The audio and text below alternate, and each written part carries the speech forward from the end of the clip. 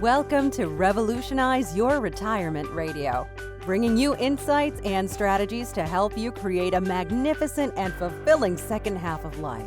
Here's your host, certified professional retirement coach and best-selling author, Dr. Dorian Mintzer. I want to welcome everybody to my interview with expert series to help you create a fulfilling second half of life. I'm Dorian Mintzer, owner of Revolutionize Retirement and your host for this series. So I now want to just welcome our wonderful guest, Olivia Ames Hoblitzelle. It's always a mouthful to pronounce your last name. And if it's okay with you, I got it right. Good. And she's going to be discussing her most recent book, Ley Lines of Love, Adventures Along the Spiritual Path.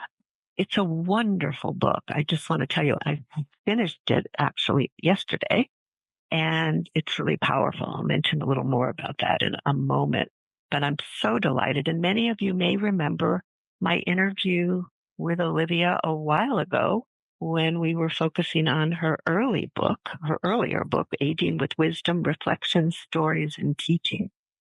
So let me tell you a little about Olivia. She's a writer and a dharma teacher whose work is inspired by almost 50 years of practice in Buddhist meditation, psychology, and the wisdom traditions. She's taught in the field of mind-body medicine, where she pioneered the integration of meditation, yoga, and cognitive therapy with traditional Western medicine. She's author of the award-winning book, 10,000 Joys and 10,000 Sorrows, A Couple's Journey Through Alzheimer's, and more recently, the Aging with Wisdom, Reflections, Stories, and Teaching. She lives now in an elder community in Massachusetts near her two families and spends also time at their family place in Vermont, where she's a lover of nature and hikes and gardens and sky gazes. And I am just so delighted to have you with us, Olivia. I do remember with quite fondness that the last interview, and then we met for lunch, which was nice. And so much got stirred up reading this book. I'm hoping actually you'll be willing to do that again. I love that, Tori. Let's do it. So let's do it. Okay. This is a wonderful memoir. And I think today we'll have the opportunity to talk about both this masterful life, really, that Olivia has lived, and the good, bad, and the very, very difficult, and the honesty. And it's a masterpiece, really. It's a beautiful memoir. And so that we'll be able to focus both on the book and also on some issues about memoir writing and creativity. And so I'm delighted that you're here. I just found that I resonated with so many. And so maybe we should start with what led you to undertake a life review and decide to write this? Thanks for that question, because the seeds of it actually go back about 20 years when I was asked by a dear friend who's a congregational minister to come out to Oregon with two colleagues and teach a weekend. And he titled that weekend, Telling Our Stories, Life Review and Spiritual Autobiography. Let me just say that again. Telling our stories, that's a key. Life review and spiritual autobiography. Well, Dory, I'd never really thought about this because I was only in my mid-60s. That might make some of you laugh, but from where I am now, that seems really young. I wasn't thinking about life review yet. But actually, no matter what your age, it's a really valuable process to stop and reflect on, what is this about? What is my life about? Who am I? What am I bringing into this world? What is my contribution, no matter what it is? So that seed was planted. But then more recently, because I've been on this spiritual journey for a long time, my friends kept asking, when are you going to tell your stories? When are you going to tell your stories? And I finally thought, maybe I better tell my stories. And I sat down, and this might be of interest to those of you who write, that I did not have an outline.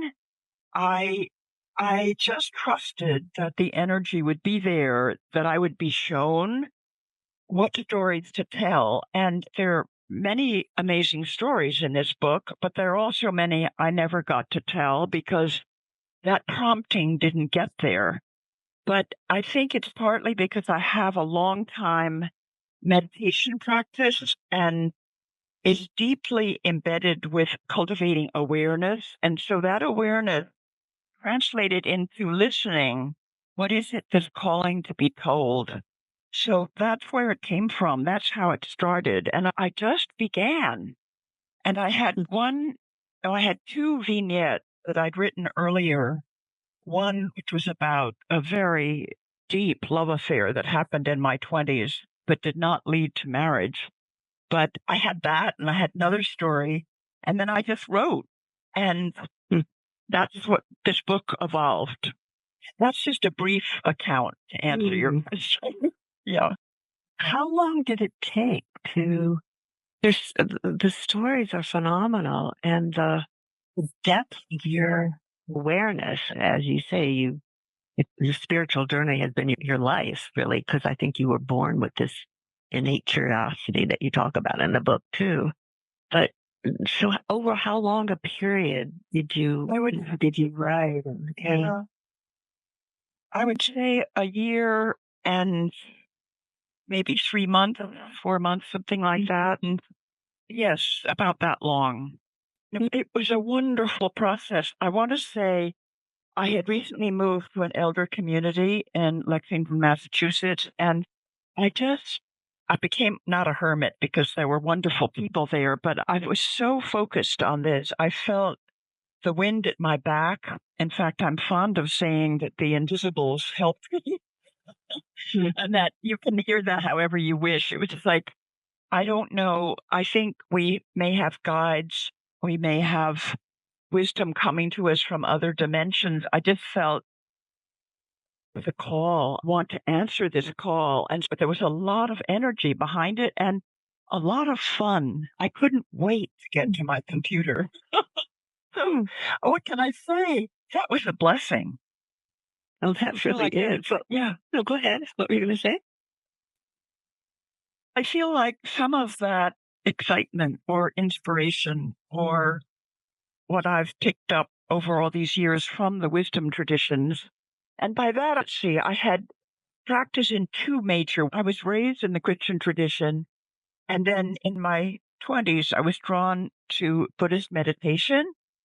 And then mainly Vipassana, which is insight meditation. And then later on, I was drawn into a devotional tradition from India, which was really based on Vedanta and another more obscure tradition called Kashmir Shaivism. You don't have to remember any of this, dear listeners, but some of you may be interested in that background. And then more recently, the last 20 years, I've been practicing within the Tibetan tradition of Buddhism. That's a long time. And I think that there's certain wisdom teachings that I've been so fortunate to hear and internalize that they're woven into the book almost without my thinking about it. So I've been told that's an interesting dimension of the memoir. Oh, it definitely is. It feels a little bit like it's a history of different forms of meditation and the whole dharma. I think you even mentioned there's one, I can't remember who the person was, but toward the end of the book you talk about, there's a book about there may be many traditions, but there's one dharma. Yes. Forget them. Yes. But it's very interesting because you do talk about the different traditions, and also we'll get to the other part later of the spiritual disillusionment that you experienced during this process. Yeah. But I want to go back to something you just said before we really get into the specifics maybe of this book, is you touched on it. If you could maybe talk a little more about the creative process that you went through and how, because I think it may inspire others. There's actually a question that was here before we even started about somebody wanting to think about writing a book. She said, I must write a book. I've been reviewing my life to the point it's keeping me awake.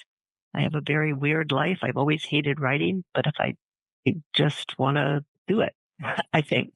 Oh, I love that. Sarasota. So I thought I should just maybe. I want to thank whoever asked that question. I love that you say I've had a very weird life. because I've had an unusual one, I realized upon reflection, that in fact, I've sometimes thought people might think I was spiritually promiscuous. I was drawn into these several traditions, and you have to listen to where you're drawn in life. And I also hear that I'm answering your question now, dear listener, that you hate writing. I think that writing is like priming a pump, and none of us really think about pumps any longer. But in the old days, you had to prime the pump to get the water flowing. And I think that what you do is you sit down, and I want to say I have a ritual before I start writing. I always recite some mantras that mean a lot to me that have to do with the creative spirit. And I have an altar nearby. It's a little altar, but it's just to remind me that I'm trying to open to be a channel, if you will. Don't need to hear the woo aspects of that, but just that I might be open to something beyond my personal attachment to the story. And that's where this deep listening came in. Just what story is, if you're being kept awake, this is really asking to be told. And it doesn't matter, I don't think, whether it's for a few friends or family or whether or not it gets published commercially. I think it's so important to honor this process. And it's very much part of what you're doing, Dory, with this series about revolutionizing retirement and how to live a conscious older age. And it's a wonderful thing to do.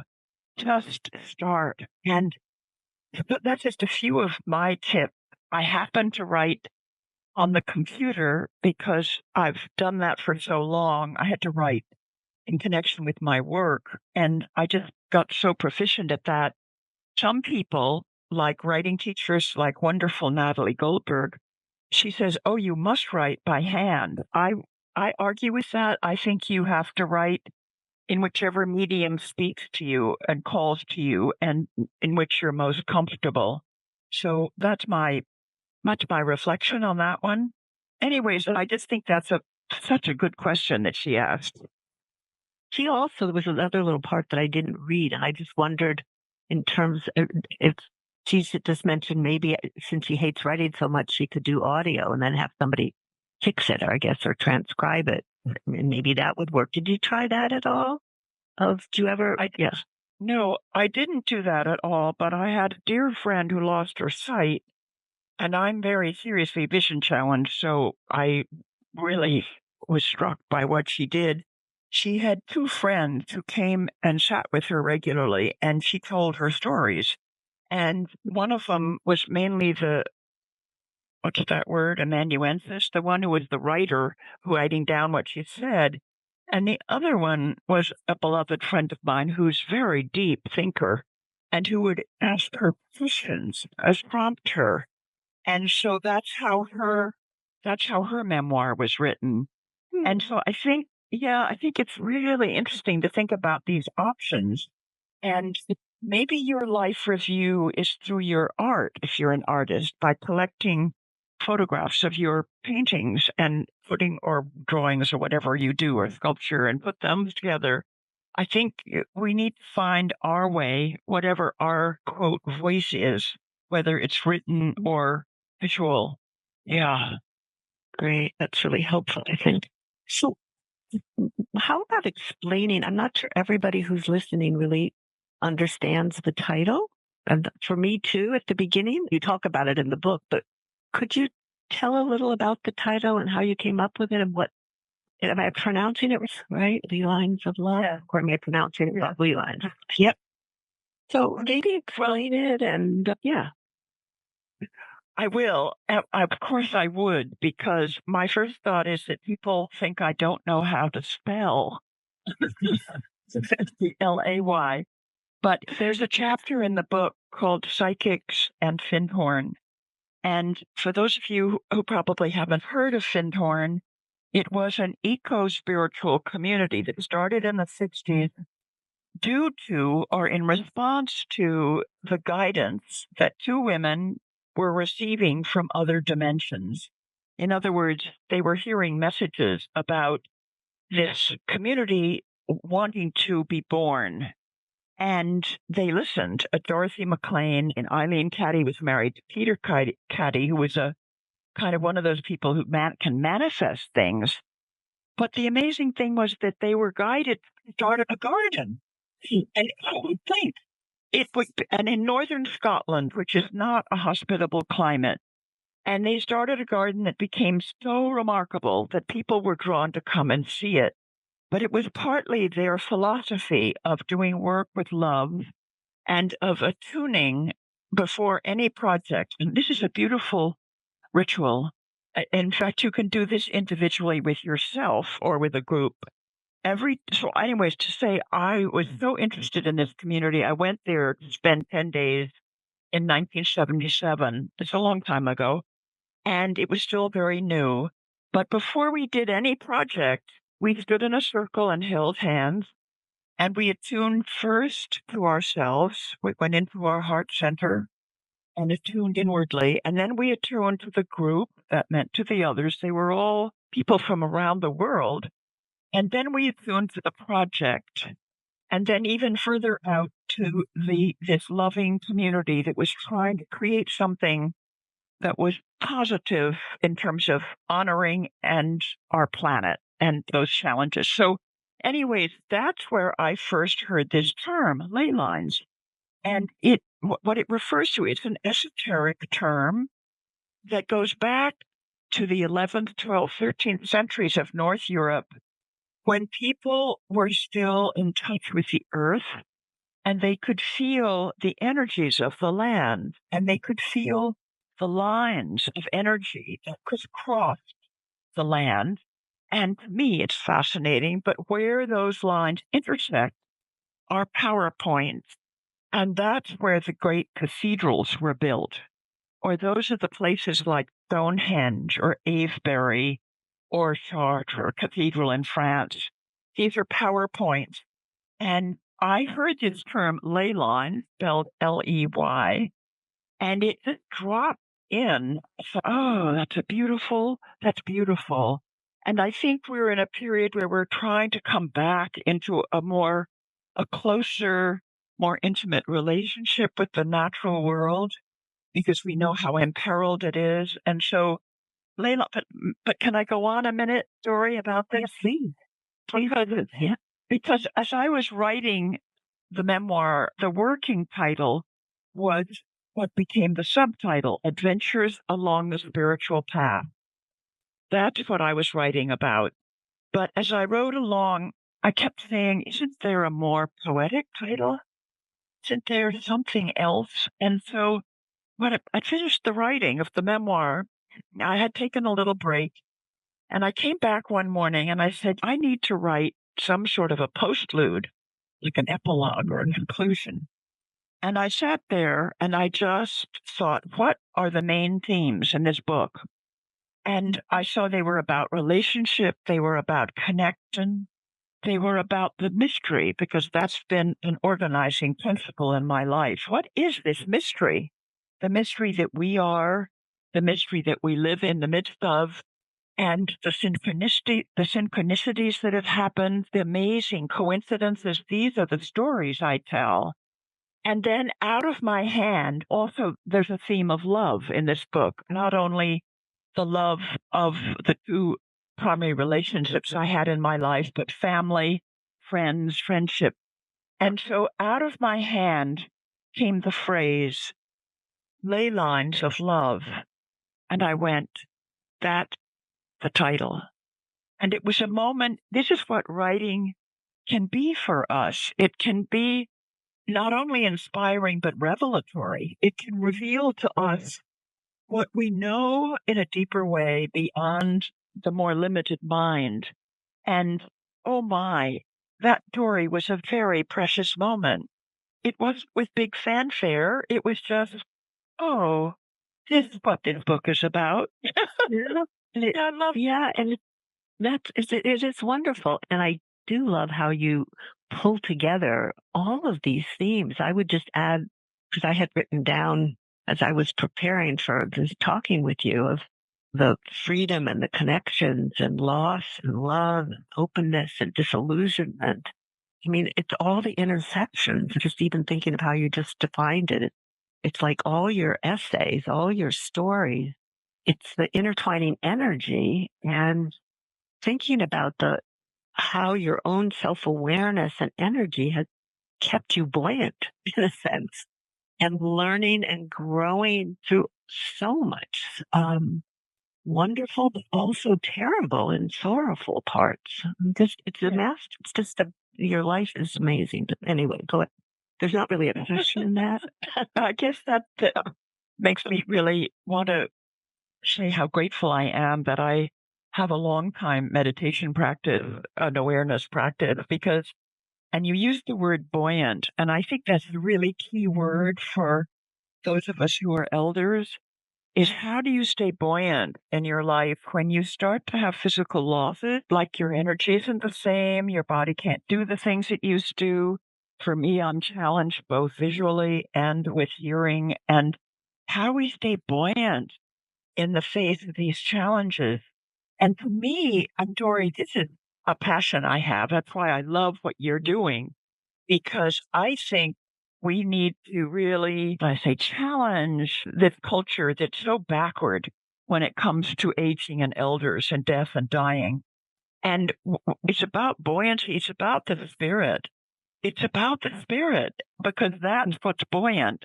And these other things can be diminished, but can we stay in touch with that buoyancy? So I'm so happy you used that word. Yeah, it just came to me right at that moment. Is the sort of the underlying energy and spirit in your book. So can you describe any part of the book that surprised you when you wrote it?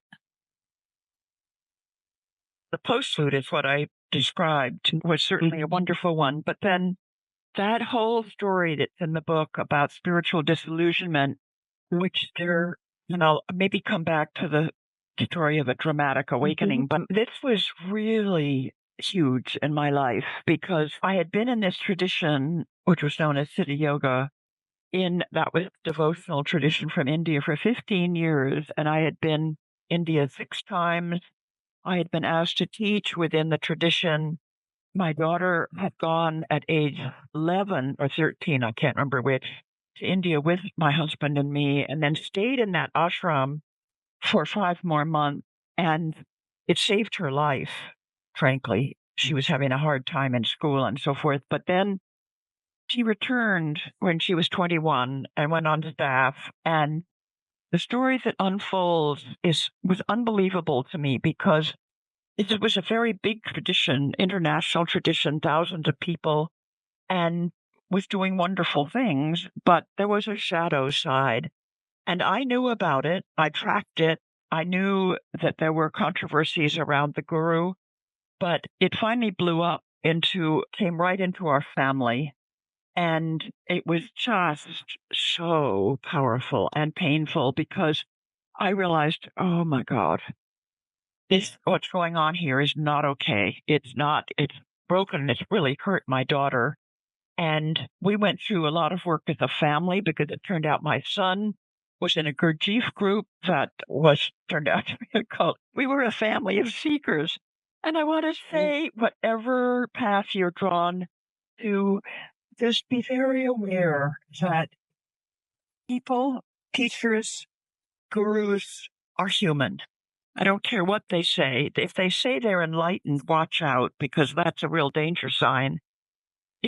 But anyways, it became an initiation into the darkness.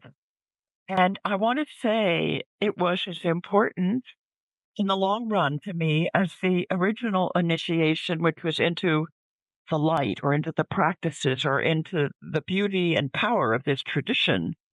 And I had to look at the dark side and also in myself. I had to look at my pain, at my rage, at what had happened to my daughter. And I want to say she did the hard work too. And we're very close, but we went through a lot around this.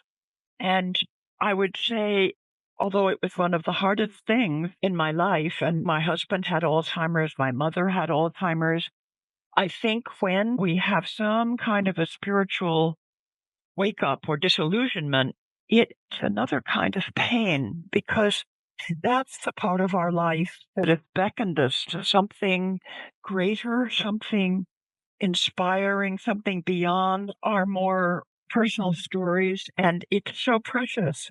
And so when it exposed, oh, there's a shadow there, it's really hard.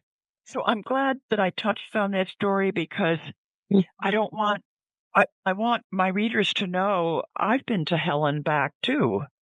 Yeah. And it took me almost 2 years to really heal and then to reach back to the teacher I'd heard about 25 years before. I did it through therapy and through what's called body-centered psychotherapy, which is body work. And our entire life experience is encoded in our bodies, in our at a cellular level. And so to get to those levels of pain or rage or fear or sadness, I'm thinking about those of you who are listening, because we've all been touched by these things.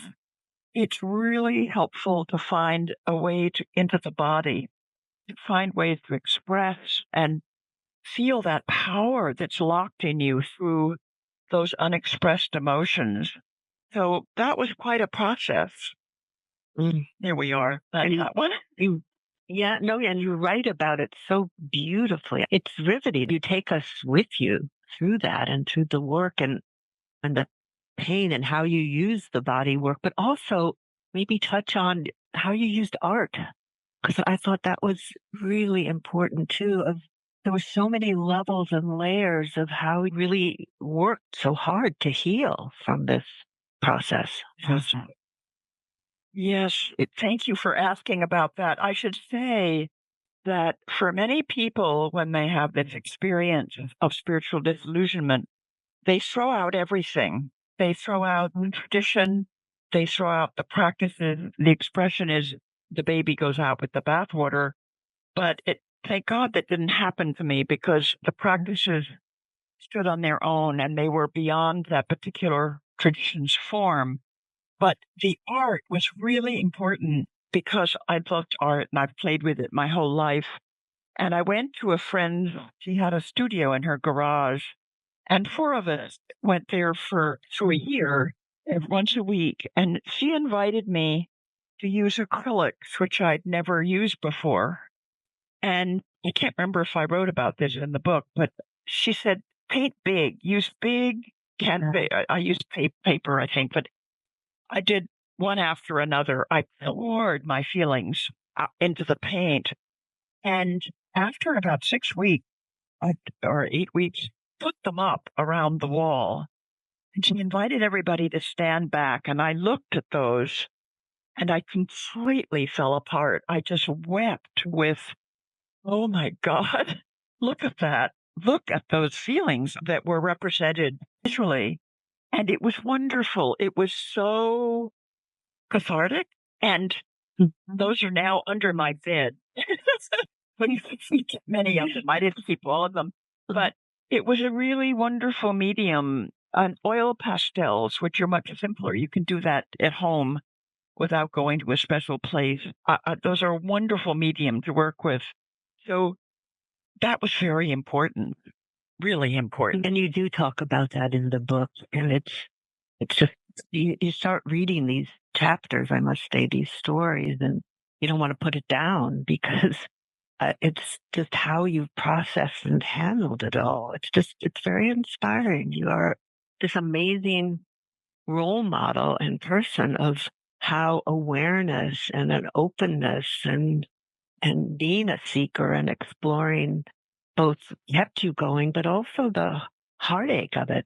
It does remind me, another person who I've interviewed and people have heard her, Connie Swig, who has written a wonderful book called The Inner Work of Aid. Oh, I know Shifting it. from role Yeah. control. Do you know that one? But the other one that came after it, and I'm just blocking the name right now, and I can't look it up because I've got all the questions in front of me here. I just have it open for questions, and I do want to invite people to make questions or comments. But she wrote another book on the shadow and talked about just what you experience. Just, that people can be these incredible gurus or teachers and whatever, and the shadow side of people and what happens with power and Yes. dominance and all. And it's an important issue. I mean, you really talk a lot about the courage of your daughter, Laura, of hearing people talk about cults and learning about it and getting help for your family. I mean, Yeah. very powerful. Yeah. I'm so glad you mentioned Connie. I haven't met her personally, but her books are Mhm. wonderful. Yeah. Wonderful. It made me, as I was reading yours, I was thinking back to hers. So were there obstacles as you were writing it when having to relive? I don't even know if those were obstacles or freeing, really, the paradoxes of it all. I'm just laughing because they weren't obstacles as much as challenges. Like, how do I tell that story, for example, or how do I tell other stories? How do I rein this in, turn it into something that's of manageable length? And so that was a challenge. And that's where the listening came in, was like, and I was really surprised by some of the stories that came up. I'll just name a couple of them. And if you want me to say more, I was taken back to my high school English teacher who introduced us to the great allegory of Plato's cave. And I won't go into the description of it, but it introduces what's known as the two realities. And then, oh my goodness, I find out 25 years later that this is a principle, a major teaching within the Buddhist tradition. Oh, my beloved high school teacher opened my eyes to other dimensions of reality when I was 15 years old. So that was one example. Or that I spent the night on a mountain here. I'm in Vermont right now, and Mount Abraham is in the Green Mountains. And I was in my early 40s, and I had read this word vigil. And it was because William James, the great psychologist and philosopher I read, had spent a night in vigil on Mount Marcy in the Adirondacks. And I knew about vigil from spiritual traditions. And I thought, I'm going to do a vigil. I'm going to go up Mount Abraham. And I went on the full moon of August. And I went with just some fruit and nuts, intending to spend the night alone up there. And there are animals up there like bears and mountain lions. And we had no cell phones in those days. When I look back on this story, I think, oh my God, what was it? This was, I would say, the passion for both being in wilderness and the wilderness experience, but also just not testing myself exactly, but seeing what would happen. And I won't tell what happened, but it was really a major experience just that night. That night. Or let me think of another one. Hold on. I'll tell you, here's another one. There was I have a chapter called A Dramatic Awakening. And this was probably one of the most powerful 3 weeks in my life. That had to do with taking my niece by marriage to this ashram. And I should say that this tradition was based in energy practices. That has to do with awakening the energy in the subtle body through yoga and meditation, chanting, and so forth. And anyways, I call her Elena, protect her privacy. And she had told me when I first met her that she was psychic, and she'd been a sleepwalker as a child and things like that. And when she was brought into this sort of cauldron of spiritual energy and met the guru, who in that time was Guru Mai, a woman, she had a kind of awakening that was like the medieval mystics, where she was so taken over by the spirit that my daughter and I had to accompany her for the rest of that weekend of that meditation retreat, because she was possessed with joy. And I could go on and on about what it was like. She was also clairvoyant and clairaudient. And that became apparent when we went back home, and she said, "Can I come over? I need to be in your place. I need to be with you." And unbelievably, she walked in a hallway. She had never met my mother. My mother at that time was deep into Alzheimer's. My mother had not spoken for a year, and Elena had never met her. But she stopped by this picture, this photograph of my father. And in the background was a photograph of my mother. And she stopped and she said, "Your mother is speaking to me. Your mother is saying she wants you to come. She wants you all to come. She wants you to come soon." And she went on, and I'm going, what is this? What am I supposed to believe this? Am I supposed to act on this? And it was a real moment of truth. And all I'll say about is that she was at that moment, that time, for 3 weeks, she was clairaudient. That means she could hear from afar. She was clairvoyant. And she was able to receive what my mother's soul was saying to her. I'm sorry, this is so outrageous, far beyond our ordinary beliefs about this world, but it's what happened. And what happened subsequently was so moving because I did listen to her and we did gather around my mother. And, anyways, I tell that story. And I wanted to say that it was such a test, Dory, of what I think of as reality and our human perception, and said, look, and I think we all need to open to the mysterious now, I think that the consciousness of the planet is opening and expanding, and that we're being asked to open to other levels of reality. I can't go on too much about this because I think it's deeply individual, but I think we need to listen to our dreams and listen to each other and know that we're living at an incredibly exciting time. Even though the world is falling apart, I think something is struggling to be born. And, anyways, that's a whole big topic. I better It is stop an here. important one. But you also, it's tied into kind of another theme in the book that I think it's tied into love and hope. So that, and maybe you could speak to that a little bit. I feel like that being open to the interconnections of things. And you do start out at the beginning, even just talking about how terrible the whole political situation is now and all of that. And I don't want to get into that, but just there's a hopefulness of, I think, in terms of the buoyancy, the perseverance, the persistence, as you say, you didn't throw out the baby with the bathwater after the spiritual disillusionment. You deepened your spiritual awakenings, even with psychedelics into your 80s, as you said, not just which Yes. just opening to the world and different realities. You do that so beautifully in the book. Yes, that was where I was led. That's where this life led me. And I'm so glad you brought this up because how do you we'll use this word buoyancy or resilience or even hope? Again, coming back to your podcast and this program, I think it's wonderful. It's so wonderful because we need to inspire each other.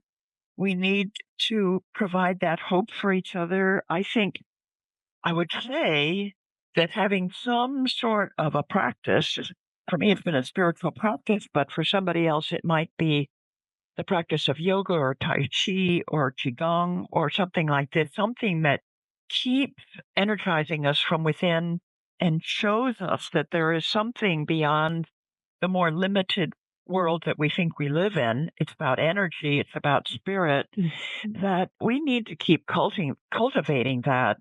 And I think that each of us is trying to, what should I say, live a life of integrity and a giving service of some kind, giving to others, that this is what creates connection and this is what creates hope. And no matter what's going on around us, and it's pretty harsh now. In fact, it's unbelievable. And all I can take refuge in is there is a core. There is a radiant core within each of us. And that is accessed through meditation for one thing, but many other ways. And each person finds their way to and nourish and cultivate that core, because that, I can't emphasize that enough. That feels like what's gotten me through my mother's Alzheimer's, my husband's Alzheimer's. Those are hard journeys. And we're all in a hard journey now.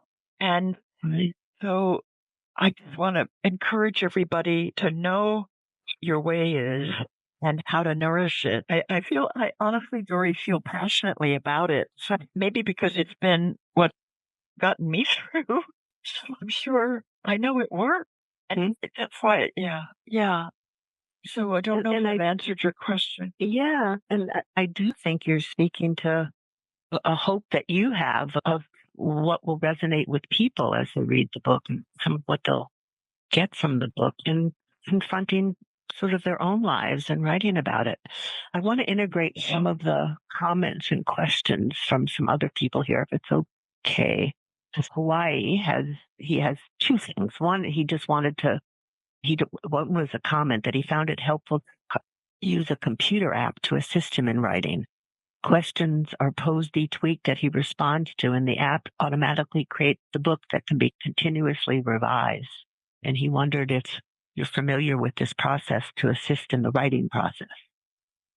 Yes, I've heard about it. I can't quite think of its name, but I've had some friends who've done it. It's a wonderful program because that's Storyworth. Yes, that's it. Storyworth, is it called? Storyworth. Oh, it's Bruce wonderful. Feiler, I think, was helped. Yeah, right. It is wonderful. Yeah. Oh, yes, Bruce. I haven't personally done it, but I've had several friends who have, and one who lives in Colorado, and she's got a big extended family. And you write every week, and you send it in to them, and then they put it together into a book.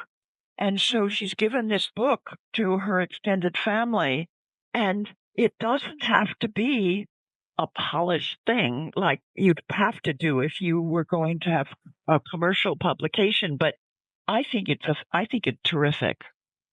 Yeah, I just want to encourage you. Oh, yes. And it's not super expensive. And they always have at holiday times all kinds of specials. So you can gift yourself or gift others. It is really terrific. My husband's in the process of doing that right now. So, but I've seen a number of the books that friends have done, and they're wonderful. So Cohen also asks, let's see, he says, I see a life review via a memoir as a great way to reflect on the meaning of one's life and a way to clarify what one does with one's remaining years. What do you do with this new understanding? Is it to confront is it to comfort or to challenge? What challenges did it drive you towards for your remaining year? Colin, that's one whale of a question. I think comfort, there's something between comfort and challenge are like a little bit two sides of a paradox or something. I have to say I love my comfort, but I also have this, I want to say almost indomitable spirit, wants also to challenge, because when we challenge ourselves a little bit, we find surprises that we have more energy or creative spirit than we thought. And I think once again, especially if you're an elder, it takes great discernment about how much should I push myself and how much should I listen to my body and just go sit in that easy chair and have a nap in the middle of the morning, I love your question because I live on that spectrum almost every day. And yeah, so that's my answer. I don't know if I've answered it, but it's a great question. You see, Tom from Detroit says, and he's enjoying the discussion, and he says, it makes me wonder if you're familiar with the Institute of Noetic Sciences, IONS, and if so, what do you think of it? He's begun to look into them, and personally, he's not sure. They have a very fine reputation, and it makes me laugh because I too have been meaning to look into them for about 15 years. And I just know that they're doing some really interesting work. And for some reason, the name Edgar Mitchell, the astronaut, he comes to my mind because I'm sure he was connected or is connected with it. I don't know if he's still living, but he's the one that went to the moon. And I think, is he the one that took the picture of the blue planet that we are hanging in space? Anyways, he had those astronauts, several of them, I think many of them had mystical experiences by being out there. And he's quite a mystic. And I know he's done teachings and writing and so forth. So anyway, I think the Institute of Noetic Sciences is really worth looking into. Maybe you'll be inspiring me to follow up finally. Okay. And let's see, Elizabeth from Durham has two questions. The first is, can you explain your purpose for the vigil on the mountain? Was it just meditative, or did you have a specific quest in mind? Let me answer that question first. I didn't have a purpose in the sense of, like, if you'd said, why are you going up there? I would have said, I want to experience the full moon on that mountain in the wilderness. I just want to know, what is that like? But the whole time I was there until what happened, I was meditating, or I did a little walking meditation around my sacred space that I created a seat there. And it's like so many things where I've had a prompting and I listened to it before I could have articulated clearly what is it. But yes, I can. It was always about the mystery. It was always about, what can I find out? What can I discover? What can I get closer to that's mysterious and wondrous? And the natural world, of course, is such a open invitation to do that. So that's my answer to that question. I guess I guess I want to add something, Dory. Sorry. Yeah, please. It has to do with trust. And I think I've been blessed to trust life. And I think if one has had early traumas, I did have one, but I still ended up with somehow trusting that we're going to find our way. We really are, even when we wobble and think we can't. And I think you can trust when you're drawn to something that's mysterious that you want to explore. That's just an addendum to that answer. Yeah.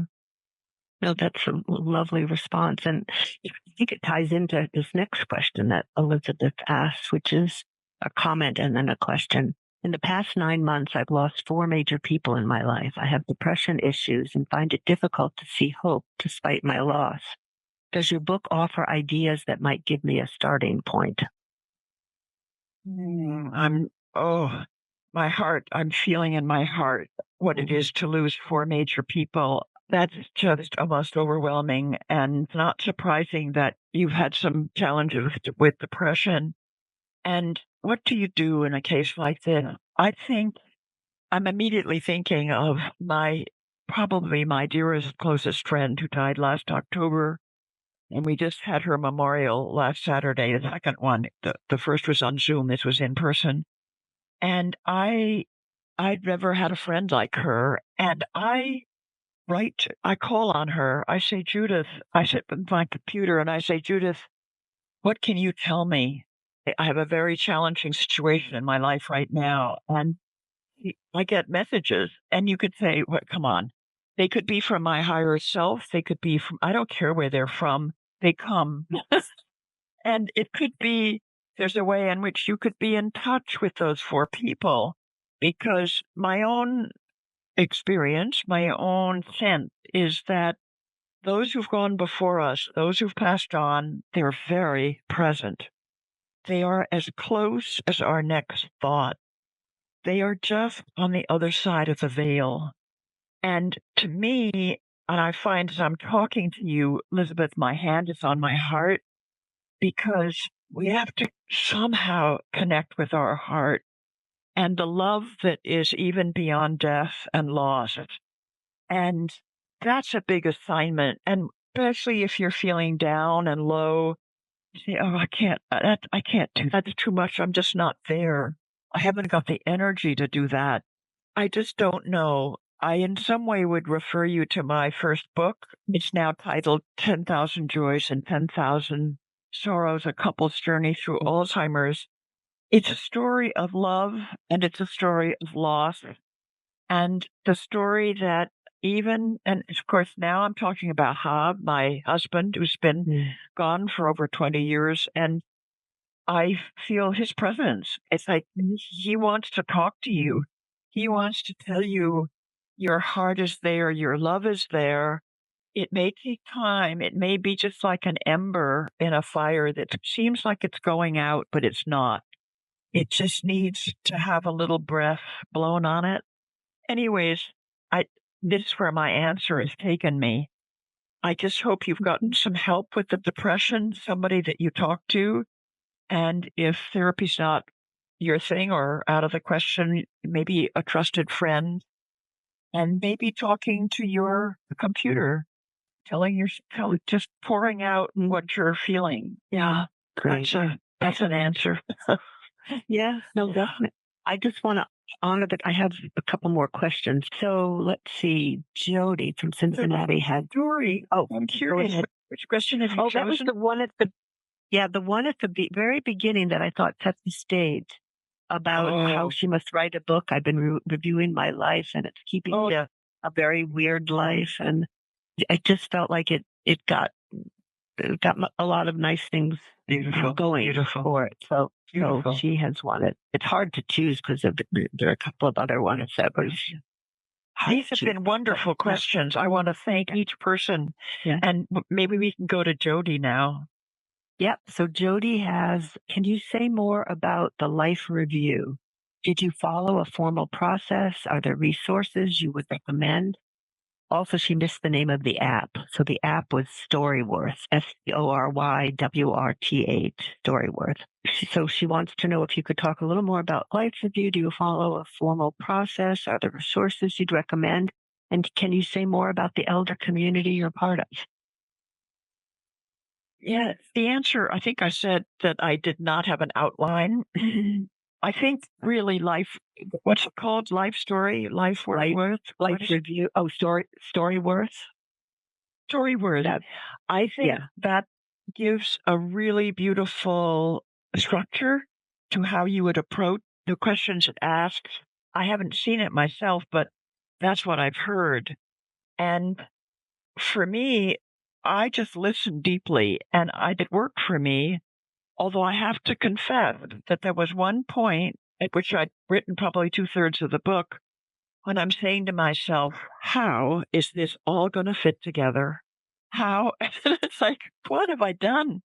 And it just one chapter after another fell into place. And it was extraordinary to me. It's like, oh, this is working. And actually, I wrote my second book, Aging with Wisdom, the same way.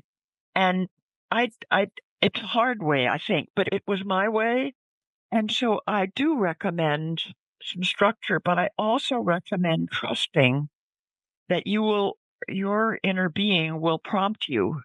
And you'll remember somebody or some encounter or some event, and it can be really small. It's amazing how the smallest human interactions can be so revealing of where love comes in, of the wonder of life. So the resources, I think Dory has mentioned a couple of, and I hope I've started to answer your question. Like that. And just to mention with Storyworth, there are either prompts you can select from, or you can write some of your own questions so that you can make it more your own too as you go along. So it does provide a nice structure and prompts.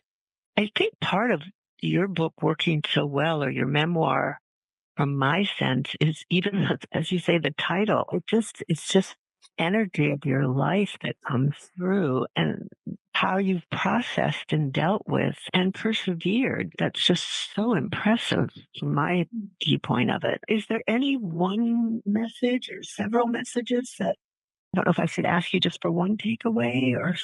just what else are you hoping maybe people will glean? Oh, I just want to say one other thing before I ask that, if it's okay with you, that I also think you're a beautiful role model of something that I totally believe that, and as you mentioned, that hop, it's been 20 years. And another part of the book, for those that are hopefully going to be reading it, is the affirmation that when you really loved, you can love again. And I just found that so hopeful too, of your being able to reconnect, as you talk about in the book, with the person you mentioned earlier, actually, somebody loved your life earlier and how you reconnected. I just think I love that part too. I just Thank you. I want to tell two brief things here, if I can. yeah, you do. Because it's about connect. Because that English teacher, Miss Punderson, Molly Punderson, me called her Miss Pundy. She retired to Stockbridge and she taught poetry. And one of the men who came to her poetry workshop, she had never married. She had a great love who died in the First War. Anyways, this man asked her out and then finally asked her to marry him. They were in their middle 70s. And the man was Norman Rockwell. It's unbelievable. She married for the first time in her middle 70s, and she and Norman went on a bike trip for their honeymoon. I tell you, that's inspiring. And then I want to tell you about my own father. After my mother died, he was on his own for a while, and then he fell in love with Lucia. And he was 89, and Lucia was 85. And they married, and they had 5 good years until he died. And it was a great love affair. I tell you, it was so beautiful. A love affair in your 80s. Love is timeless. So if you're not married, you never know. You never know. So that's what I wanted. I wanted to tell those two because that's about late life. And after my husband died, it's in the book, that chapter that's called Goodbye, Bright Angel, I reconnect with the love that I had in my 20s. And it couldn't happen then. Anyways, I think you better go back and repeat the last question you wanted me to address. As we pull this together, I could go on and on I just truly love your book and love talking with you, but I think, need to respect time and your time and everybody's time. So what would be a final message or takeaway that you'd like people to hold on to in terms of your book and this discussion? I think it is that I sort of sense that we're brought here to this planet, this incarnation, to love and to learn how to receive love and give love, even in the smallest ways. And that to reconnect, to find that inner core and its love and its radiance, its energy within ourselves, so that we can be our own light to the world. Something about that is, I think, to me, it's all around inspiring ourselves and others. And I think that's why I wrote the book. I felt that's what my teaching has been about. And I just want to send blessings to everybody who's listening and to say thank you for being part of this. And it's important what we've created here this morning thanks to Dory. I just want to say we're like a network of connection and love. And maybe we've each inspired each other through the questions and through what I've been sharing. I certainly feel so. So I just can't thank you enough, Olivia, for taking this time and being with us and sharing yourself so fully. And that's what you do in this memoir. And I hope that many people who are listening can also think of the importance of telling our stories. And yes, it's really, and just as you say, start anywhere. Start. And, it could be with the story worth, it could be just in whatever way one wants. To know we have stories to tell, and it will help us make sense of our own lives. And so I'm right with you on all of that. Thank you so much. And I am going to be in touch for us to set up a lunch. Thank you. Okay. Thank you so much. Thank you. And thank all of you out there. Thank you and blessings. Thanks. Bye-bye. You've been listening to Revolutionize Your Retirement Radio with Dr. Dorian Mintzer. To learn more about the resources mentioned on today's show, listen to past episodes, or download our free retirement transition guide, visit revolutionizeyourretirementradio.com.